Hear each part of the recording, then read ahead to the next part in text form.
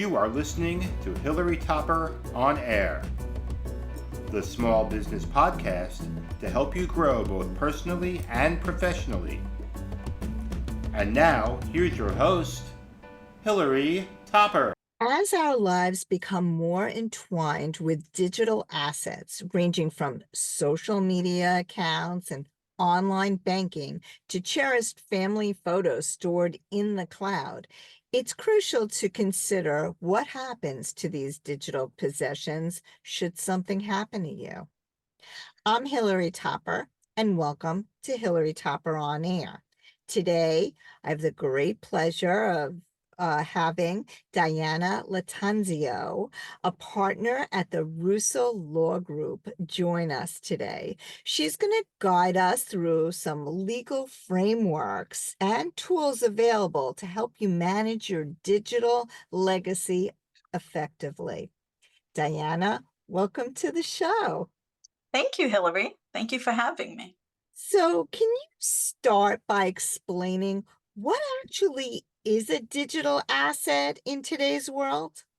Yes, it's a lot more than you realize. Okay, we rely so heavily on technology that digital assets can range from anything that can be monetary. So I'll start with the first grouping. Monetary digital assets are things like Bitcoin, cryptocurrency, e-commerce. It can be online accounts that you set up where maybe it has a higher interest rate, higher yield than regular accounts that you can create at branches. And these are all virtual institutions where you can't walk into a branch, right? So that's the first type of digital asset grouping. It can also be an area where you store information. So on your computer, a laptop, a desktop, on your phone, right? So we have so much information that we rely on so heavily on our phones with our apps that help us with our banking. It can be your email that has a ton of information, secure information that's sent to us through email. It can be loyalty or reward points. So a lot of people don't realize, right? When you're flying a lot or you have a credit card with JetBlue or Delta and you're accumulating all of these flyer miles, and the same thing with booking hotels where you get all of these rewards that you can use, right? That convert to cash, really. Those are all digital assets as well. Credit cards that you use, that you're generating points that you can link to an Amazon account and cash in for gift cards, or again, just accumulate points where you can purchase things. These are all digital assets. In addition to videos, pictures, very sensitive, family heirlooms and information that you have, or online social media like a Facebook page, Instagram, Twitter. These are heavily scoped through scammers. And so when someone isn't using the account and it's stagnant for a while, or upon someone's death, we see this where it gets hacked. And now hackers are accessing, the profile. So we want to make sure that all of these things are protected. Mm. What about Venmo, PayPal, Zelle? Where would that fall in? Would that fall into your first grouping into banking? It would, yes, exactly. Yes, thank you for mentioning that. Definitely. That's part of just another asset, right? Where you're Yeah. getting money and you're, maybe giving money, getting money. That's definitely linked to a bank account. I know Zelle is linked to a bank account. Venmo can be linked to a bank account or a credit card. So again, that would fall into the first grouping. Interesting. So, was there a personal or professional experience that highlighted the importance to you personally about protecting your digital assets that got you involved in this? I think it's just trend, right? So with ongoing, I'm seeing a lot more clients now in their financial portfolio that have a lot of monetary digital assets, a lot of crypto, a lot of Bitcoin. And so they're concerns about, leaving the legacy to someone else. And how do we transfer these types of accounts that do not have, like a paper type of transferability, such as a deed or a car or anything that's hard paper. So we had to really, expand our knowledge on this area that's up and coming. And with crypto and Bitcoin, you have like a special password key that you can transfer that asset to someone else. And just in terms of, like I said, a lot of our clients have had their accounts hacked. And so that's when it became really important for us to educate them on securing that, have a two-part authentication process for it. Try to use, your face recognition to open up these apps on your phone. So if you're just leaving your phone somewhere, someone can just pick it up and they'll have access to your accounts, right? So we've seen this happen to some of our clients. And so that's why we started, blogging and educating our clients on, more protection for these, types of secure, not just monetary, but also, you don't want anyone having access to, your grandchildren's pictures or your home videos. Right. So it's just becoming an up and coming trend to protect these types of things. And also, what happens, we see it firsthand. What happens if you become incapacitated? How does your family access this information, right? So we've had to incorporate provisions in our advanced directives and our power of attorney, because these assets get locked. The iPhones get locked. And so no one has access to it. Even if you try calling, Apple to gain access, they want documentation, right? So we've had to incorporate these provisions into our legal documents that would allow an agent under a power of attorney to have access to all of these assets, to shut down a social media page, or turn it into, a memorial if you pass away, and access your banking and all of these, types of assets. So it's becoming very prevalent, based on how technology has invaded our lives, I will say. So so talk to us a little bit about what people should do. I mean, should they share their passwords? I mean, when my parents were alive, they would put all of their passwords in a notebook, which was so not secure. Right. Is it that we should share it with our attorney, to let them know? I mean, who has access to this information? And how do you get it when somebody passes away? So the common issue that we've had is that our clients have created these beautiful spreadsheets, okay, and have, stated on here, like, this is my computer password for my computer. This is my iPhone password. But then if you're not sharing that with anyone, it gets locked and we don't have access to the computer to get the information that's in there. Mm. And so we do have a form on our website under blogs that you can just type in digital will, and it has a spreadsheet that you can use, or you can create one similar. And then we ask our clients to share that with us. We keep it obviously secure. And then when it's needed, we're able to direct an agent under a power of attorney, an executor under a will, or a trustee under a trust. We can direct them exactly where to look to gain access to all of this information. So that's the most secure method that I would recommend. So, how do these digital assets differ from traditional physical assets in terms of management and inheritance? It's very similar. So, like I said, the crypto Bitcoin, those are a little specific in that you need special protocol. When you're creating that account or while you have access. The iPhones and the Androids actually have legacy contacts within the settings. So you can actually go into your phone setting and arrange for a legacy contact that would have automatic access, which is very helpful. So that's what we recommend, for those types of accounts. with regard to online bank accounts, it would be the same as, a traditional regular, Chase accounts or anything else where you go into a branch. And that once we gain access, then through the document itself, you're stating who you would want that beneficiary to be. And then it's just a matter of paperwork to have that transferred to the appropriate party. Well, this is, I mean, it sounds kind of a silly question, but I think it's an important question to ask. Why is it crucial to have these digital assets in your estate plan? Great question. Um, because we want a seamless transition, right? We don't want to have to go through a lot of red tape to get our clients, beneficiaries, to have access to their parents' videos, pictures, just even bank accounts. If we have to maintain liquidity in an estate, we want immediate access. And so that's why now, with the world being so heavily reliant on all of these apps and different types of services, we want to be able to just have a seamless transition and not have to go through, jump through a lot of hurdles to get there. So has this now become a part of the whole estate planning when you meet with someone? I mean, do you get all of this information in addition to all their other information?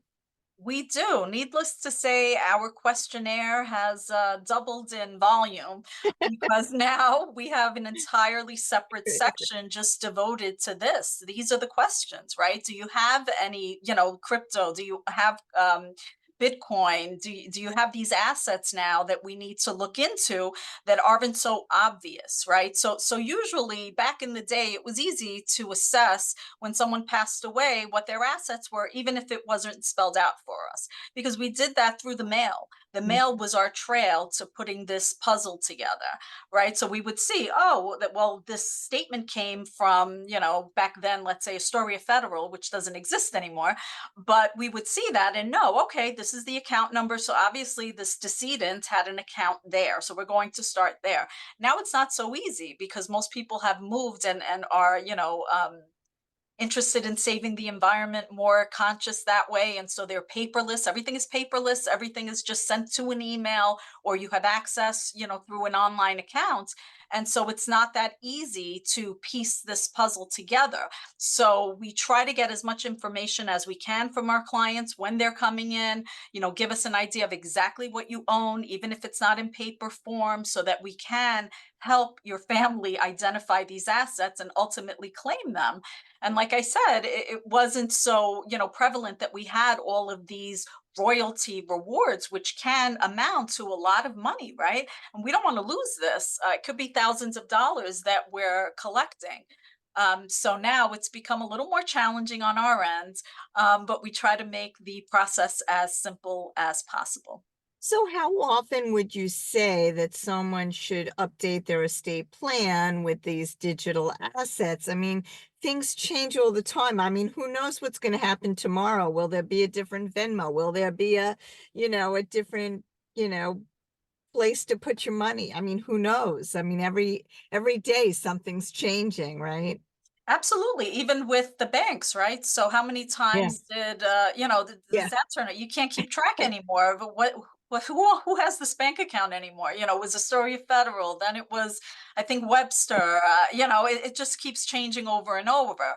So we say as often as you can, at the very least once a year. So Mm, put it in your calendar, just like New Year's. So sometime in January is a good time, mhm. that you just calendar it and you update whatever spreadsheet you have as to what your current assets are, including your digital assets.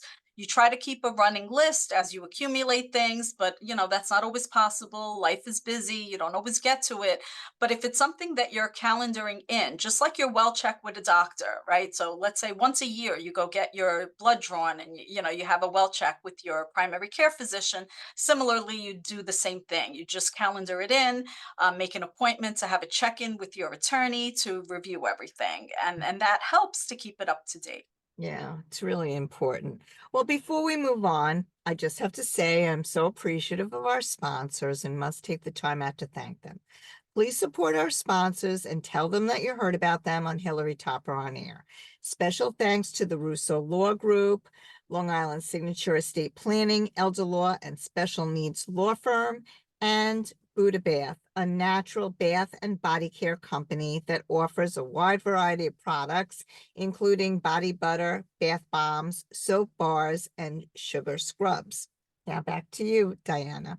So, what are the first steps that someone should take to ensure their digital legacy is secure and accessible to their loved ones? So you should have, when you're creating these types of digital asset accounts, to make sure that if it's permissible, that you name some type of a legacy contact. Obviously, for your crypto Bitcoin, you want your passcode. You can link it to a wallet, or something where it's linked to your phone as well.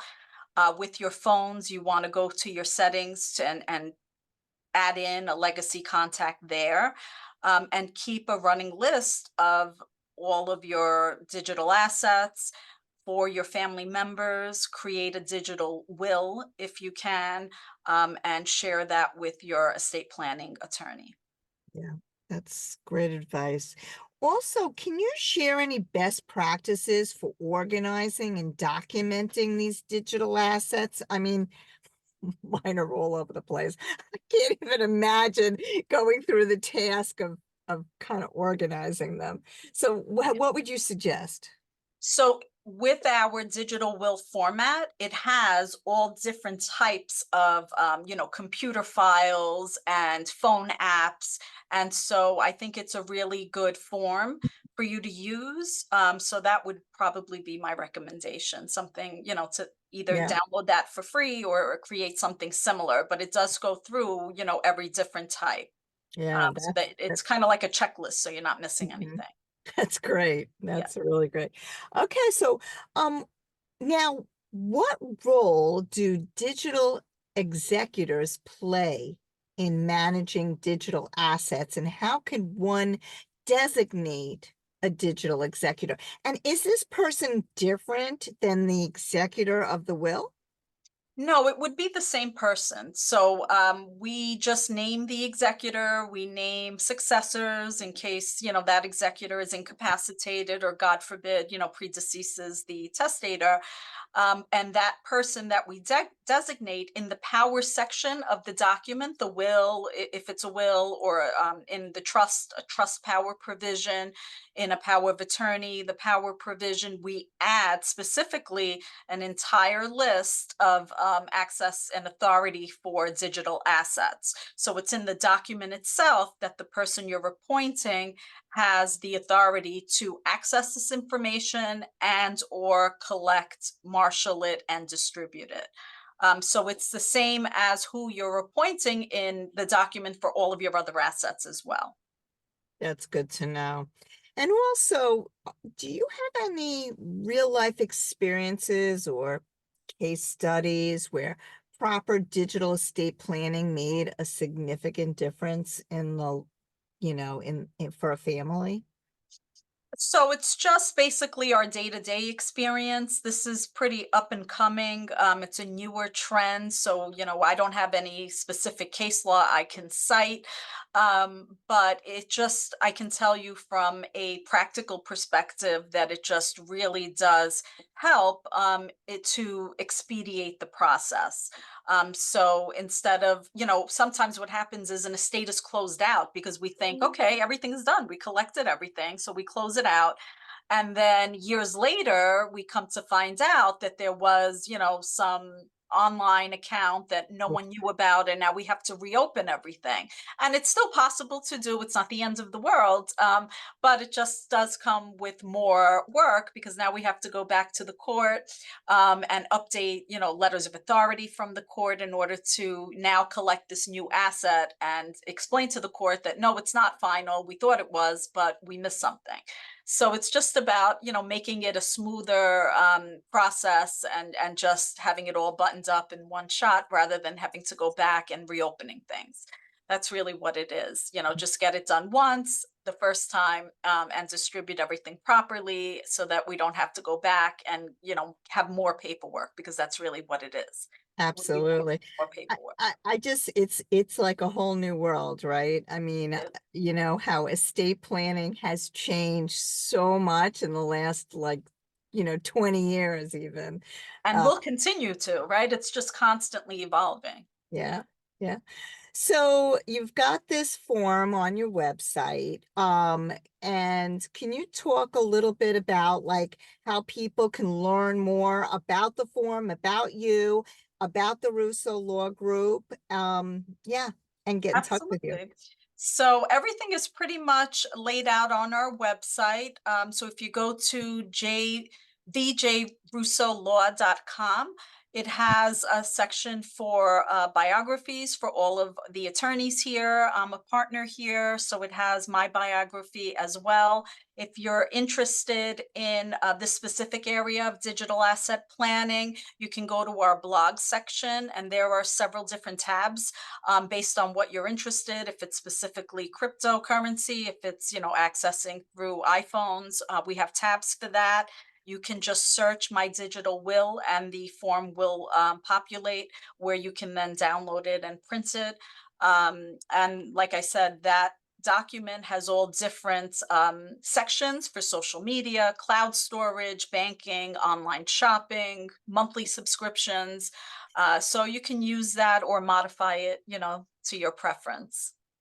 It's a lot. It's a lot of information that, we need to get together, but it is important, really.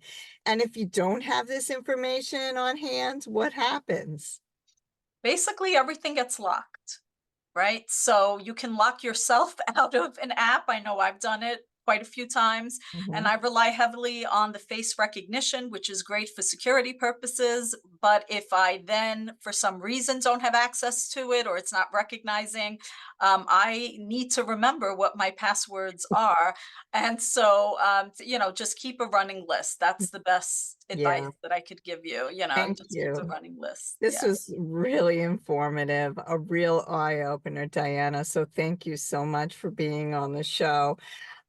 I'd also like to thank our sponsors once more, the Russo Law Group, Long Island Signature Estate Planning Elder Laws Special Needs Firm. For more information, go to vjrussolaw.com, and Buddha Bath, the natural bath and body care company. For more information, visit buddhabath.net. And last but not least, I want to thank you, our listeners, for tuning in each week. Thank you. And if you want more information on this show or any other show, you can visit us at hilarytopper.com, or you can find us on Spotify, iTunes, Google Play, Amazon Alexa, Apple Podcasts, you name it, we're out there. Have a great day, and we'll see you next time.